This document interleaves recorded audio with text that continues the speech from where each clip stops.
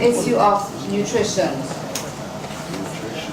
We touched on it yesterday in at least 2 of the sessions. Can you all make fruit? So why do we still have fruits at the back there? Can you all? No, I just want to be a school teacher. Everybody, up, and get a piece of fruit. Everybody, up. Yeah. And if you can't have fruit, let me see your doctor's excuse. Only Kitty moved. I meant what I said. Oh, we ate So, I ate mine too, but Diane, I better pick up the two. you better. Because it seems to me that they gave us more fruit than necessary than we need. Okay? The next person we would like to call up to the front table is Mr. Dunstan DeMille. And I hope I got the surname correct? Yeah. Great. Mr. DeMille is St. Lucian national with extensive experience in the retail and trade and food and beverage management industry. And last but no means least, the rose among, I didn't say that, is Miss Lisa Hunt. Miss Hunt is the recently, well, she's the green, as someone put here, she's the green chief nutritionist at the Ministry of Health, Wellness, Family Affairs, National Mobilization, and Gender Relations. Thank you very much, ladies and gentlemen. Our topic for discussion, everybody got their fruits? Good. Making the healthy choice, bridging the producer-consumer disconnect. And the question really is there a disconnect between the producers and the consumers? We don't express something very about this. When you talk about nutrition, I'll admit I'm not an expert in nutrition at all. But what I do, I work in institutional support with TABA, and essentially we work at farmer groups, with commodity groups, specifically industry development committees, trying to advance those particular industries, cassava, sweet potato, pawpaw, etc. Now, part of what we do, we try to promote the consumption of these particular commodities and enhance value-added production through the work of TABA and other agencies. TABA's motto, for instance, is we put your health first. So in that sense, we focus on health and nutrition. But as the discussion goes on, I may be critical of my own organization in terms of how we actually promote healthy consumption of foods, etc. And I have my own views on this disconnect between what the producers do and what the consumers require. And if the consumers are actually correct, or if they know what they're supposed to consume. So I wouldn't go any further. We do want you to go further because we want you to share what your views are. Oh, you'll get right into it? Please, thank you. Is there a disconnect? I think to some extent there is a disconnect in the sense that it goes back to what we were discussing yesterday. The producers, they do in most cases what they can do. I hear us talking yesterday about import substitution, etc., what the consumers require. In most cases, at least in Trinidad and Tobago, the producers cannot actually produce what the consumers require. They have to import it. We have to import it. I'm sure Mr. DeMille will tell you that as well. The producers may be able to do certain commodities, but at what price? And are the consumers willing to pay for it? Are the supermarkets willing to carry it? So in most cases, they have to do what they can do best. On the other hand, do consumers know exactly what is healthy? All right, you're moving away. Let's go. You're jumping to the next part of it. Let's stick with, is there a disconnect? Let's just establish on the table here what everyone thinks. So tell us what your portfolio requires, Ms. Good morning, everyone. My name is Mr. Hunt. I work as a chief nutritionist at the Ministry of Health, and my role is really to educate the public on nutrition and foods that are very nutritious for their bodies. I try to relate the importance of nutrition to disease prevention. The whole purpose of my role is to prevent diseases. And we know that in the Caribbean we have a lot of, it's like we're plagued with chronic diseases, and the whole aim is to try to prevent those lifestyle diseases. And for persons who've had it, we try to help them maintain it. In my view about whether there's a disconnect in what the consumer wants, I will agree with him. To some extent, sometimes I don't think the consumer knows exactly what is it that they need to be healthy. they are becoming a bit more health conscious because at the Ministry of Health we are trying our best to educate them on the importance of nutrition and disease prevention. But some persons see food as food and they don't see it as nutrition to help to build my body to stay healthy. So it's like they think of food as just food in their stomach. And the mentality of some persons is like, how could food hurt me? How could food be something bad? And depending on your health, there are certain things that you eat that can kill you, if I'm going to some extent. So we really need to make the public understand that food can heal and food can kill. So let's go back to the disconnection. I believe there is a disconnection, and even the producers, I believe they don't even know what is that we need. So, I don't know if they've done any assessment in terms of seeing what their need is, what our needs are. So I believe there needs to be some more connection. I believe there's a difference. Okay, let's go ahead. Mr. Namio. Give us a brief on what you do. You're an agri processor. Well, I do a lot of purchasing. I work with Consolidated Foods, I think as most of the people in the room know. In my role, I deal a lot with farmers and producers on the whole, agro-producers and farmers direct. Concerning the disconnect, there is a disconnect. I would say that there is a disconnect because we get to, how would I say, we get to communicate a lot with both the farmer and our customers, and we know there is a disconnect. So I guess when but let me continue with you then. Because of that kind of, you've got the privilege of being on both sides, communicating with both sides. What you think is the reason for that disconnect that all three of you say exists? I think it comes back to what both Alistair and Nicole said. Lisa, sorry. Lisa's on your left, Nicole is on your right. Right. Nicole, sorry about that. That's okay. Yeah. A lot of it is just more or less people not making the right choices. On the other hand, you could say we haven't facilitated them to make the right choices. Just to give you a little idea of what I'm talking about. I remember when I just joined the company, JQ at the time in 2001. I think in 2002, I remember they having some fair at the city council. And what they were more or less doing is trying to explain to people the nutritional benefits of some of the items. If I remember well, one of the ones they were really pushing was zucchini, right? And a lot of people do not really know the nutritional benefits. It's like we put in something there for them, we tell them you must eat that, but we haven't explained to them why and what it actually does, you know? But before you go any further, that sounds like an indictment on the nutrition department in the various ministries. You're going to sit there and let him accuse you like that?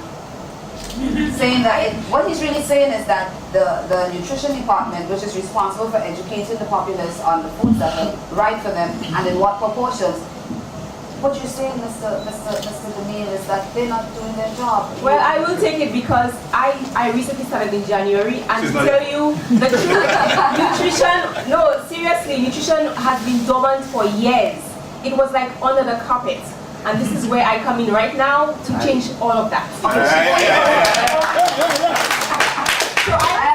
you got her foot in front of you, girl. But before you go further, let me just come across to this side of the room for a moment. Is this the situation that exists in all of our countries?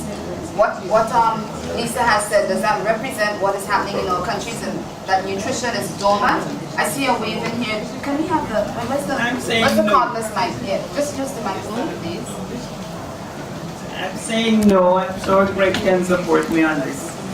Because as a post-FAO person, we're close to the Caribbean Food and Nutrition Institute, and the ministry is responsible for nutrition in the region, and the programs we have had, there have been some very dynamic programs in nutrition, including not just looking at food, as we say, but the nutritional content. You know better than I do how many grams per day you should have of carbohydrates and fats and so on, what is in zucchini and what's in the carb, that sort of a thing, sweeteners, you know, whether we're having too much. There's a lot of information on the vulnerability assessments and so on as it relates to nutrition. And that is why I was saying yesterday, Greg has much more to say, that this movement towards food and nutrition started some maybe 6-7 years ago, or maybe 10 years, and it has progressed quite a bit. Unfortunately, I think there needs to be more promotion on it, which is happening in St. Lucia now as well. I'm sure Greg has it. Okay. My reason for asking about that, Doc, you spoke on behalf of the entire room. Did you speak on behalf of the entire room when you said that you were in FA? No, with my knowledge of what is happening in the region. With your experience with FAO? Yes. All right. Caribbean region. Because I was going to say in Grenada it is different. I'm Grenadian there. Food and nutrition is a big thing in Grenada. Yes. Maybe not as big as it ought to be. And we cannot say that people do not know about nutrition and its importance in Grenada. We can say they do not practice it. Because you're going to have them tell you, no, wait, no, my grandfather been eating dashing all the life. Why you come and tell me now that I should eat it? By the way, they're diabetic and when they're telling you that, huh? Yes. So it's not that they don't know, it's just that they don't practice. I was really referring to St. Lucia because I know St. Vincent is doing very well, and as I started this job, I actually contacted a person in St. Vincent because I've been reading about what she's been doing, and she's been doing very well, and I wanted to sort of copycat Emulate that. that. Yes. And so I was really talking about St. Lucia when I said that not much is being done. And we also have some, what should I say, conflicting information out there. In St. Lucia, I believe we don't have, persons need information, and some of them have a lack of information. I worked as a dietitian, and I can tell you that there's a lot they don't know. There are people who know things and they don't practice it, but there's a lot of lack of knowledge. And you would find that the doctors would be telling, not trying to bash the doctors, but they conflict with us. They will be telling the patients that they should not consume any provisions if they're diabetic because it's going to raise the blood sugar. Then you get patients just on salad and fish. That's not healthy. And so they are conflicting. Raw provisions are healthy. They have nutrients in them. The thing is the amount that you take. They are healthy and they are wholesome foods. They are not processed foods. So it infuriates me when the doctors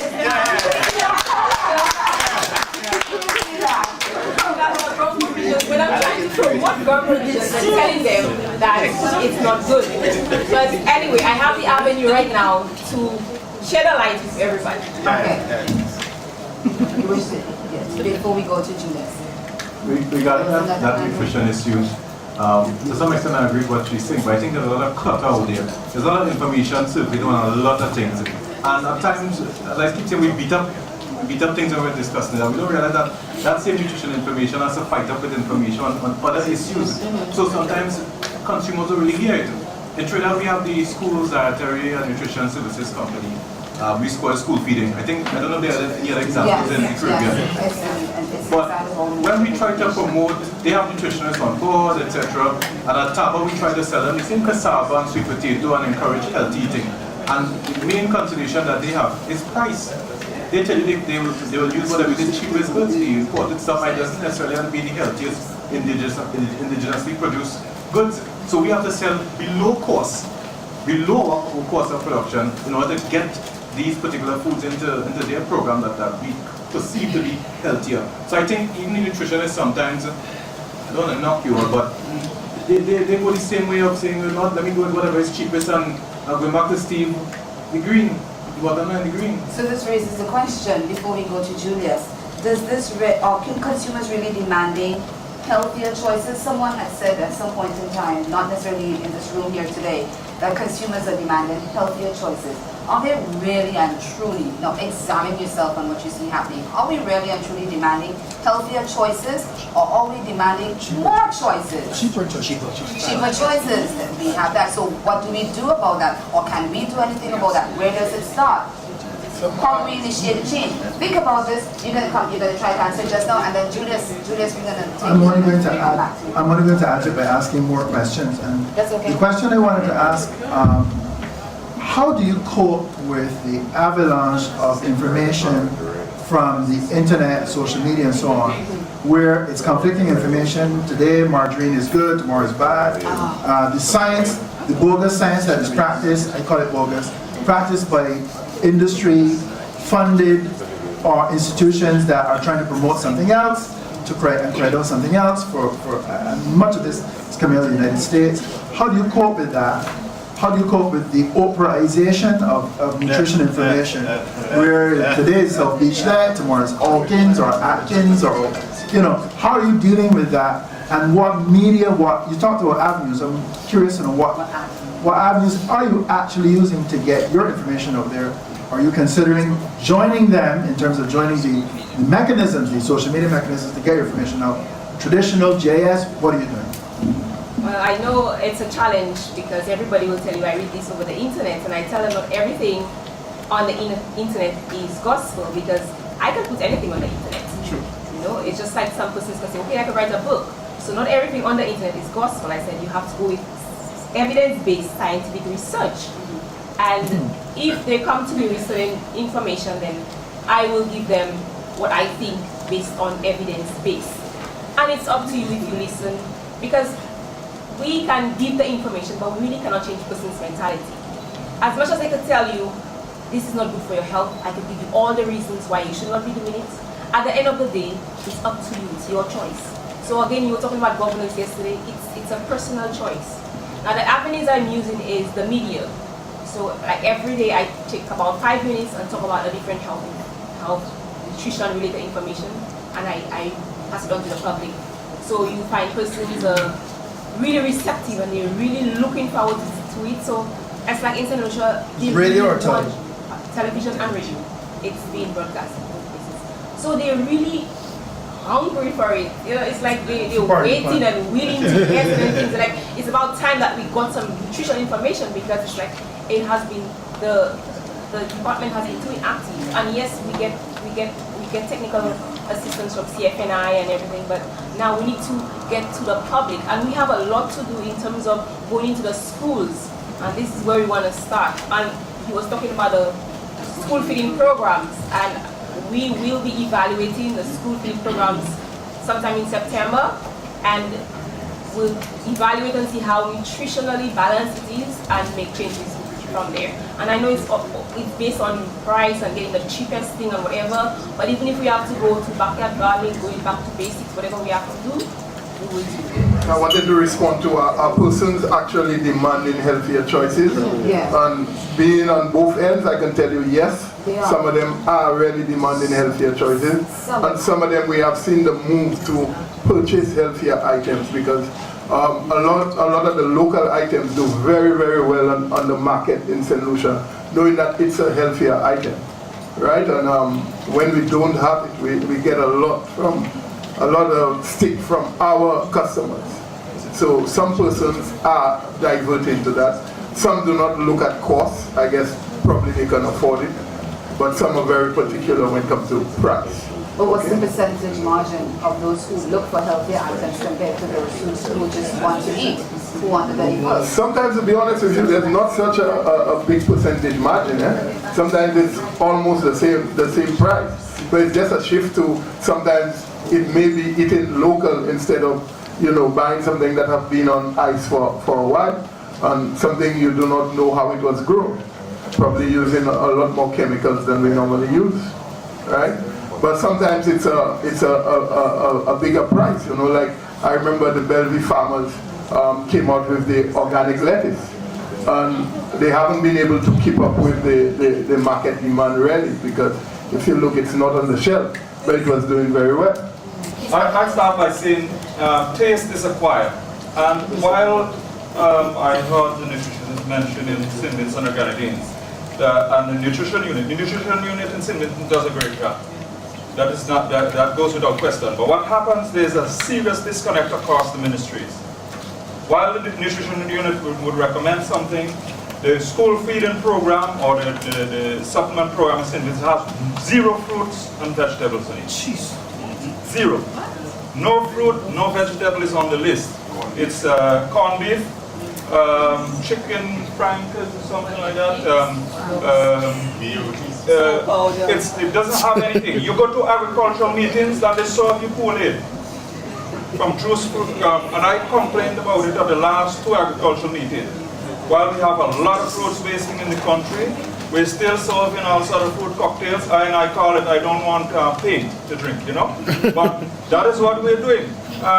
So that is why yesterday I said the ministries of health, education, and agriculture should in some way be linked. Because it doesn't make any sense that we are telling people to eat local, and we're not telling them why they should eat it. And we need to get small children back into backyard gardening so that they could sort of appreciate what the farmers are doing and maybe develop some level of interest for taste. Because as I said, taste is acquired. Okay, Neil? Yeah, just a quick one. I was a little, I don't know, say taken aback when I heard cheap protein. Is that mean that the protein is inexpensive, or does it mean that the quality of the protein? Oh, I was thinking about like chicken backs. Right. But that means it doesn't have It doesn't have much protein, it has a lot of fat, skin. Okay. Yeah, that's what I And the other thing that we have to consider in the whole equation, I think, is that, you know, in the Caribbean we have developed a kind of proclivity for things foreign, right? And that is a really a much bigger job than we think it is to change those patterns. So we have to be a little creative in the way we deal with that. Just what kind of raise that. You're coming, you're peeping at my questions, and then you go in and sit there as though you've come up with big ideas.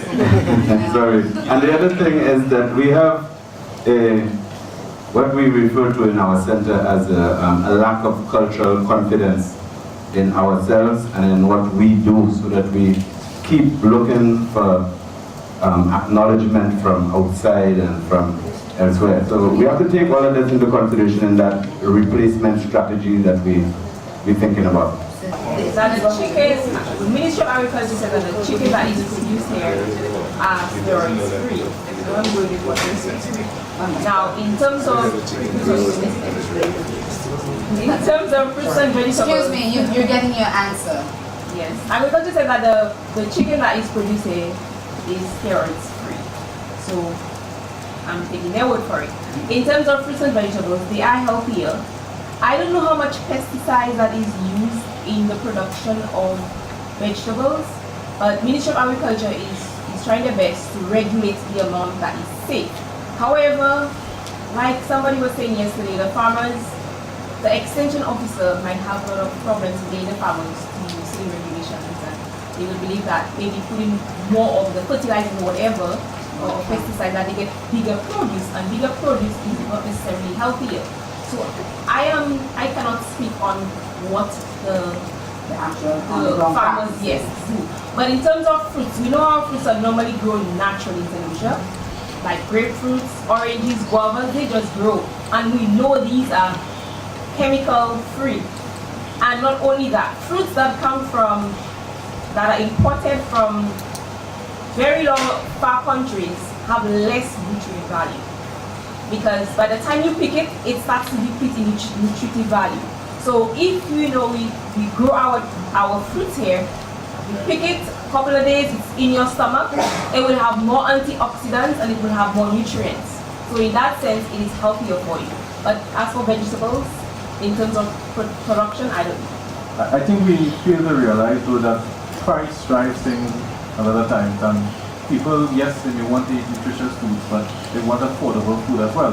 There'll always be the niche market for the higher price goods.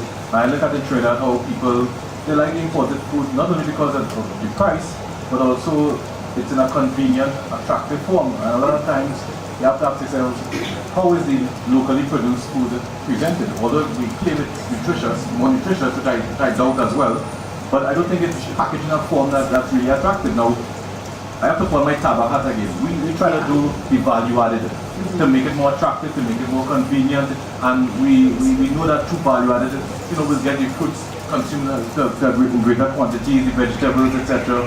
The value added is where we need to go. Going back to what I think Julius was saying, how do we present it? Because I think, again, I think what Steve was saying is we have to ride the wave, be at the crest. Because right now people are promoting the value added, etc. And I think maybe that's the way we need to go. Because in most cases, how do we get the convenient foods? Last time I wanted something at 9 o'clock. Where was I going to get the nutritious vegetables and the fruits? So I went to Burger King. And I ate the fries and I enjoyed it. It was great. There were the bright lights, the Burger King sign. I had that, or it had Domino's, bright lights, very attractive. I think that's the way we need to go. We need to make things more attractive for the consumers. We need to stand with the kids as we're doing the school feeding program. And again, that's probably why we have to sell below cost to get that segment of the market, to get them to start consuming. But to just simply talk and say, well, let's do this, let's do that, I think it has to be a well-coordinated activity. We need to get the farmers to produce at a lower price, yet allow them to be more profitable. But no farmer wants to produce at a lower price and lose less money. He wants to make money. And the other thing we've been finding out is that maybe these small farmers, and Greg and I were having a discussion earlier, maybe focus on these small farmers. We have to find a different strategy. Maybe we need to go with the more large farmers, or get these small farmers to come together and farm collectively. Yeah, because we can't expect consumers to pay high prices for food when there's a lower imported food that's available to them, and in some cases the lower food is more nutritious. Just before I go on to the point I'm going to make, just to pick up on this school feeding program, the experience in Trinidad and Tobago is that the main concern is that people who manage those programs have X dollars per meal. And the challenge they face is if they're going to source locally, there's a problem. Okay, because of the cost of our local produce. So this is something we need to bear in mind. And unless we bring those costs down, we have a challenge in that budgets can only manage so much resources. But just to add to what you say, in Grenada, what happens with the school feeding program, and in a lot of the schools, there is this relationship with the parents of the children in the school, parents who would have their backyard gardens, and so whatever excess you have, we don't mind taking it.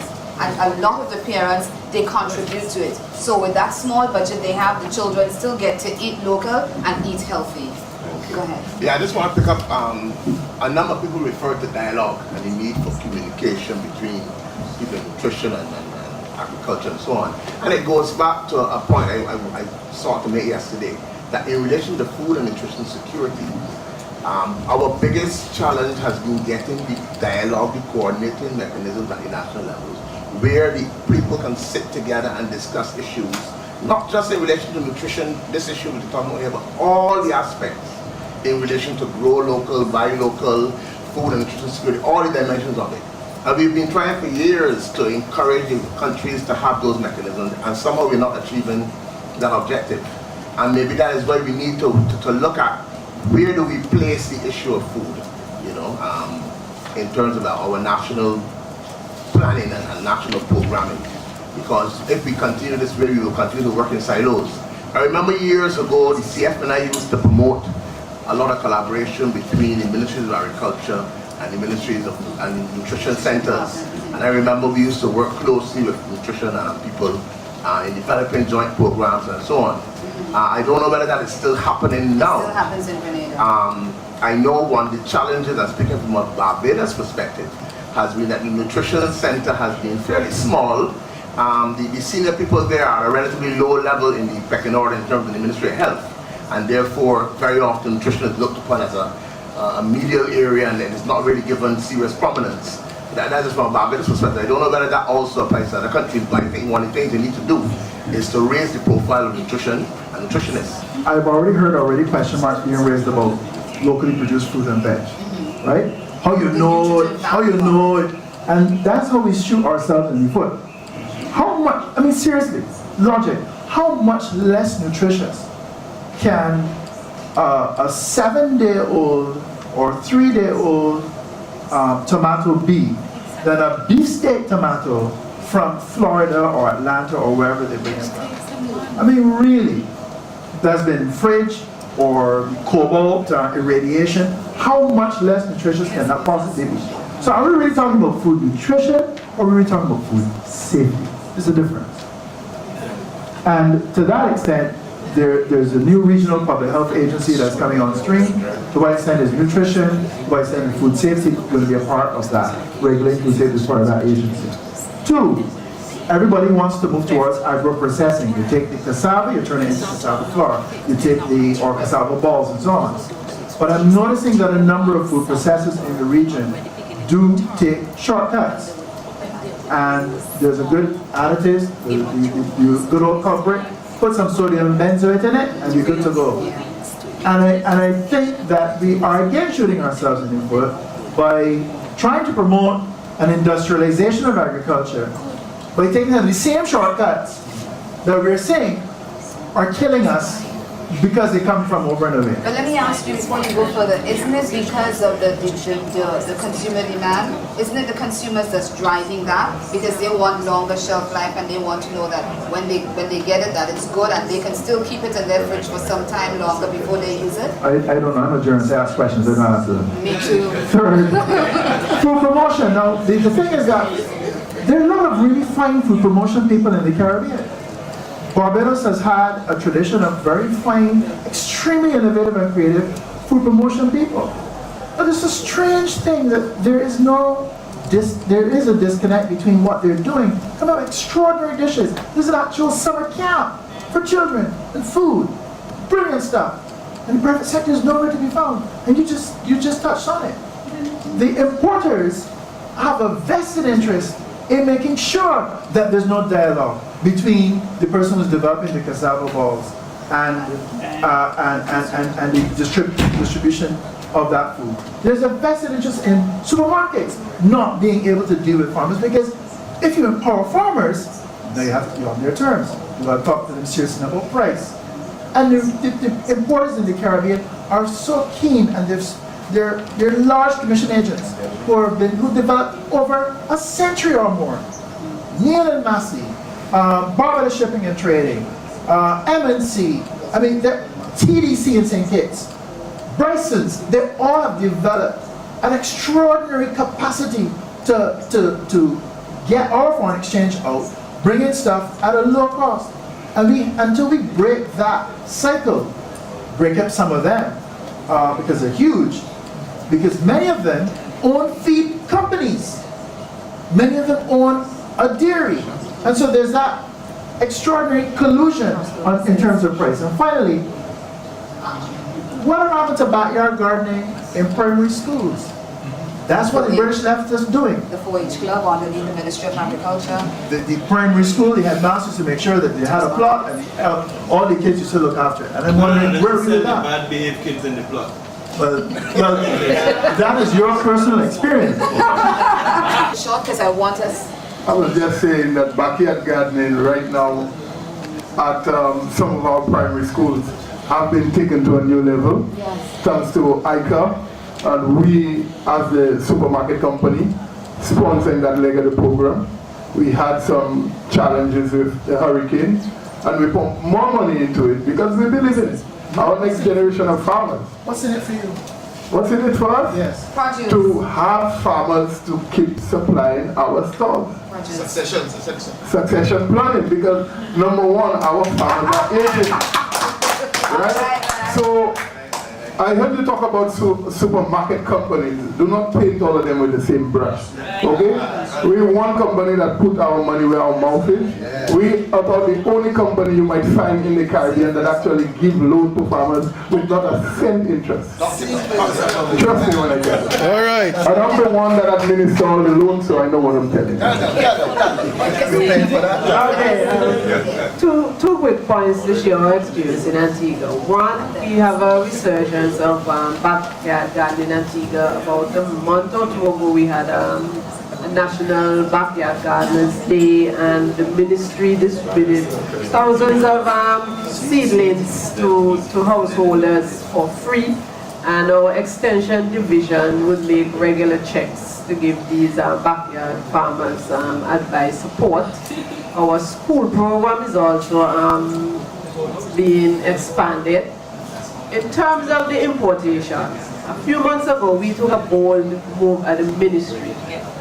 We got a lot of backlash, but we stood by our principle. We are saying that our farmers had an excess of tomatoes, cucumbers, sweet peppers, etc. And we contacted the importers and the large supermarkets and we told them for the next 3 months we will not be issuing any license for the importation of these produce. And in order to support the effort, we got one of our extension officers to take those importers, hoteliers, to some of our best farmers so they could actually see what's there being produced and satisfy themselves about the quality and the safety, etc. Looking at the whole issue of packaging, I know you spoke about that earlier, Mr. Green, the whole issue of packaging and Keely's idea of going to trade shows and learning what they have over there and bringing it and implementing it here. How possible is that for us in the region? Or do we have something better that we can come up with on our own? I won't pretend to be an expert on packaging, so I'll just give my thoughts on mine. I think that's a good idea, but we need to recognize as well, it costs a lot of money to try those things. Again, we tried and tried that, and it's very, very, very costly. And there are people who have the resources to do that, but is it that, do they want to do that when they can import it and they get better return on their investment? Do they really want to do that? The big boys around the regions, and as Mr. Julian said, you have to probably have to break them up, but can we really do that when they are linked to the powers that be, etc.? I think that besides just copying what we see, that this whole market orientation is not just about copying and following. I think sometimes we need to really be innovative and ask ourselves, what's the real core customer value? What do customers really want? What are they looking for? It's like you buy a cell phone, a BlackBerry. Is it that you just really want to make a phone call, or is it that you want something more to be able to reach your friends in Trinidad while they're here in St. Lucia without even talking to them on the phone? What do consumers really want when they buy food? So I think we need to really think about that and also consider the resources. Is really a lot. Maybe we need to partner with some of those firms abroad. Find innovative ways to get it done, because I think most of us in the region do have the resources. The ones that really want to do this nutritious food and local food, I don't think we have the resources. So we need to find more innovative ways to get things done. And I hope you'll talk about the promotion thing after, so I won't go into that now. Yes. I want to take a comment on the gentleman talking about local foods, whether we know whether it's healthy or not. I did a research on apples, and that research was done, I think in 2004, I don't want to be incorrect, in a university in the States. And they found that when a child consumed one apple, that the level of pesticides or preservatives, whichever one it was, in that apple was higher than the safety level for a child. One apple. So if that child has apple and grapes, they have exceeded the safe level of pesticides for that day. So I would prefer to go with my local. You go with an apple instead of the... Yes, than the apple, the imported apple. Because we don't know how they grow those foods for us. We don't know. And I prefer to eat something that is produced in my country and know how it's produced than to have something flown in and have no idea how many pesticides, herbicides, or preservatives, additives, and all that milang. And when I take these things, causing cancer in my body. So, and this is where the whole issue is about. This is what the whole issue is about. What are the preservatives that are added to the foods? What does it do to our bodies? It causes diseases. And that is the whole push. I know persons for local has other reasons for local, but for us pushing local, as Ministry of Health, from my standpoint, is really to prevent diseases and for health. Sorry, please go ahead. I just wanted to support the point. I like the manner in which you were bringing the discussion as it relates to where it starts. Whether it starts at the school or whether it starts at home. In my case, for example, I'm a single parent. I have 2 kids, 2 daughters. No soft drinks at home. That's right. I don't buy none of the junks like the cornflakes and all of these things. Say for example on Sunday, I came from playing football. Normally on a Sunday, the macaroni and cheese, the pies, is something that we do. While I was driving, I was thinking of stopping up and buy the macaroni, or buy the pasta. There was a lady selling breadfruits and some green bananas. That's what we had on Sunday, breadfruit pie with green banana pie. All we did, the only difference was rather than just cook it straight, and again, a lot of it has to do with the preparation. It was cooked breadfruit, baked with cheese, and I can tell you the kids enjoyed it. The same thing can go for the sweet potato. You can do the same thing too. But again, it starts for me, it starts at home. Now, whether or not when they get to the school and they will eat it is a different story. But for the time they are at home, they don't eat it, period. The same thing goes for the white flour. I don't buy white bread. It has to be whole wheat. My younger daughter would say to me, but Daddy, it tastes better with the peanut butter. I said no.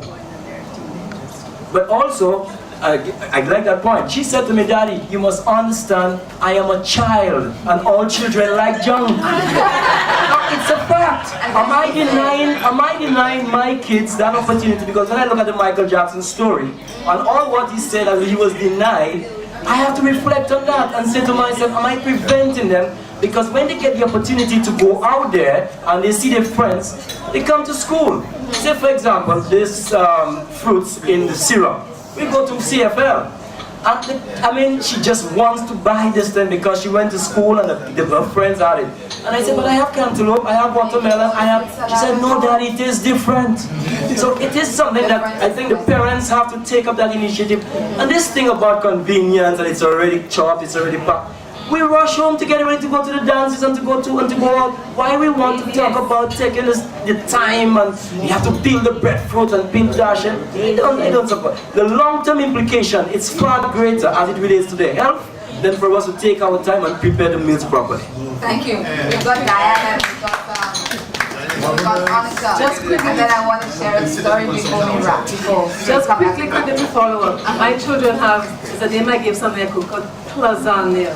And when I tell a child, Mommy made lasagna, you know what it is? I do the same lasagna with the plantain. That's right. Not the pasta, and they like their lasagna. And they will eat it and they will boast about it. I firmly believe that if we started early with them, they could be the ones influencing instead of being influenced. And that's my intervention on this. That was actually my point, because we do not want to just shove healthy eating on the children. But if they have a brain, they have a mind, they can understand. If you educate them and tell them why they are eating certain foods, they're going to listen to you. We should not assume that they will always go for the junk food, and here we are hearing the testimonies. And even if they want to go for the junk food, you want to give them healthy food at home. At least you are minimizing the risk of chronic diseases. So do what is right at home. But mothers themselves need to be empowered because they are actually buying something to their parents. Yeah, I know parents, they need to be educated and empowered because they themselves are buying those junk, putting it at home and feeding the children with salt, sugar, trans fats, blocking their arteries. So by the time they're 10 years, they already have high cholesterol, things that you've never seen in the past. So I'm happy that you're actually sharing that point because it makes sense. Now I just give everybody 30 seconds as we go around the table to wrap. Before, when I'm done here, then Diane will take over because she's got to make certain announcements. Well, it's really clear. It's not whether we do something or not. We know we really must do something. Nutrition is everything for us, and we know where we stand in terms of the health of our people in our region. It's really, really serious, and with the times coming, with more and more chemical being entered into the soil, not just here, but even the foods we get from overseas, I don't see it getting any better. So it's really the culture, the habits have to change. There's no two ways about it. We need to really bring all the players on board to have a good understanding. And I do agree that we really have to start from the home. That's where it has to start. You understand? Because if we think one day we'll wake up and all that will just happen on its own, it will not happen. The businesses have to take their social responsibility. The government have the part to play. You know, like the public sector, everybody, the parents, everybody have the part to play if we have to realize any change in that. Thank you. I agree with what all of us said. We need to bring everybody together. I think we should go back home thinking, how do we get everybody to come together? Because there are some players that are almost outside of our grasp, but we have to find ways to reel them in. And that takes a lot more discussion and thought. I think the other thing that for me I was thinking about is, what's it, we have to find a way to differentiate between promoting nutritious eating versus promotion of consumption of local produce. Because not all the time some of the locally produced foods are healthier than the imported foods. I remember I was trying to push an argument in our cassava week saying cassava is the healthier choice. And the very same nutritionist told me that's not always the case when you compare cassava to rice. Rice may have more nutrients in it than cassava, but for the diabetic, the cassava might be the better option. So, you know, I think that goes to the whole issue of promotion. But even if I go there, if we're promoting local foods, you buy local, etc., that's one thing. Let's say let's admit we want to safeguard our local farmers or local agro-processors. Let's admit that and let's do something about that. Versus trying to promote healthy eating and nutritious eating, which I think is another issue altogether. If we're talking about promotion, how do we position our products? Or the same cassava, sweet potato, what do you call it, the Diane's dish, the lasagna. I'm going to try that this Sunday.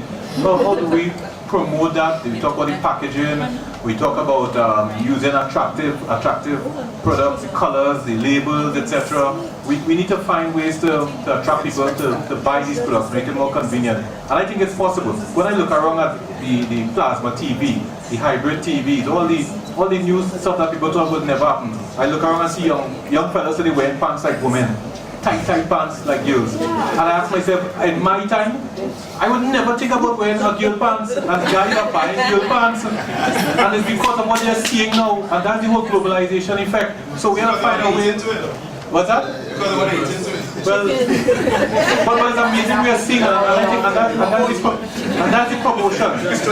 Again, it's what's promoted to them, what they see on TV. They're seeing guys with their pants below their bottom, that's what you see on TV. So we have to find a way to tap into that idea of making things more attractive, more exciting, more sexy, so that the consumers, the food, make it more sexy, so that the young people will want to eat it. But I think we just need to think a bit more and not just accept one approach to doing things. We need to brainstorm.